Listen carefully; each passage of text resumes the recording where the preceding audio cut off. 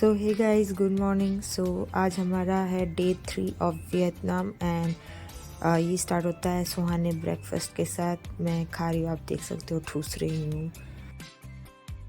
So we ate very light and then हमारा खाना ख़त्म हुआ। फिर हम गए हमारे रूम के और उसके बाद हम रूम में जाके थोड़ा फ्रेश हुए और फिर रेडी हो गए अपने अगले लोकेशन के लिए। तो आज हमने एक्चुअली हमारा ये पैकेज है जिसके अंदर हमारा बस था जो गाइड हमें लेके जाएंगे हनोई सिटी टूर के लिए। तो ये थी वो गाइड जो बहुत ही लाइवली थी।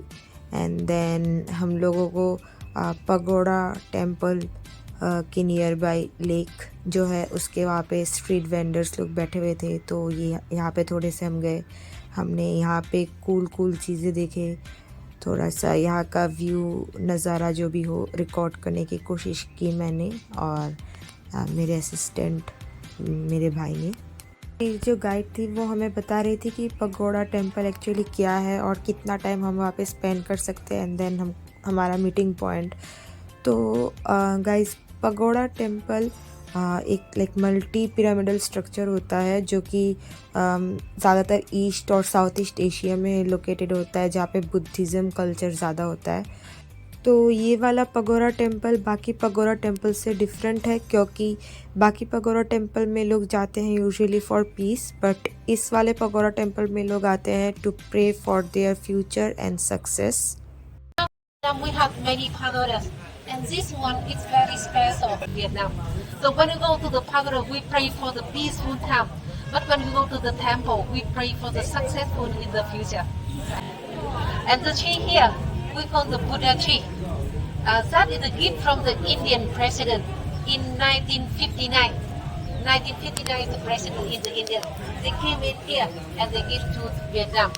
They say that is one part of the Buddha tree in the Nepal 2,500 years ago. Right? Then now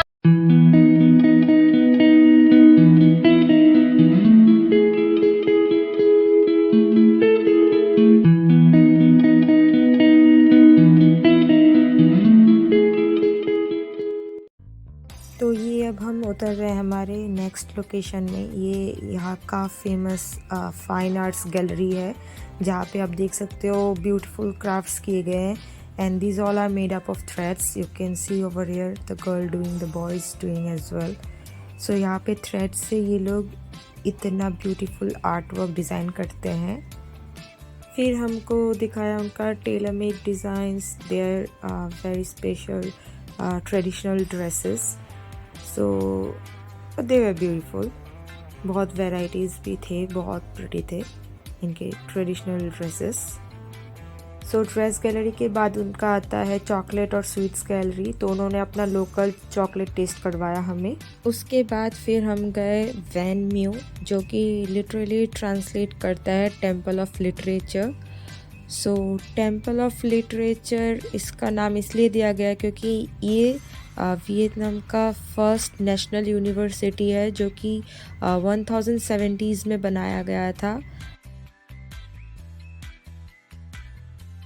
तो उसके बाद फिर हम गए हुआ लो प्रिजन में, जो कि एक सेंट्रल जेल म्यूज़ियम था जो वियतनाम के कैपिटल हनोई सिटी में लोकेटेड था, जो सिम्बलाइज करता था strong will of prisoners and there sacrifice for their communist ideals.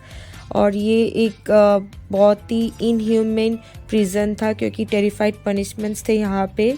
आप सब ने हिस्ट्रीज़ में पढ़ा होगा गिलेटिन, जो कि एक फ्रेंच रिवॉल्यूशन का पार्ट है जो वियतनाम में यूज़ किया जाता था to cut off the head as a terror punishment. उसके बाद फिर हमें भूख लग गई थोड़ा सा, तो हमने चिप्स खरीद लिया।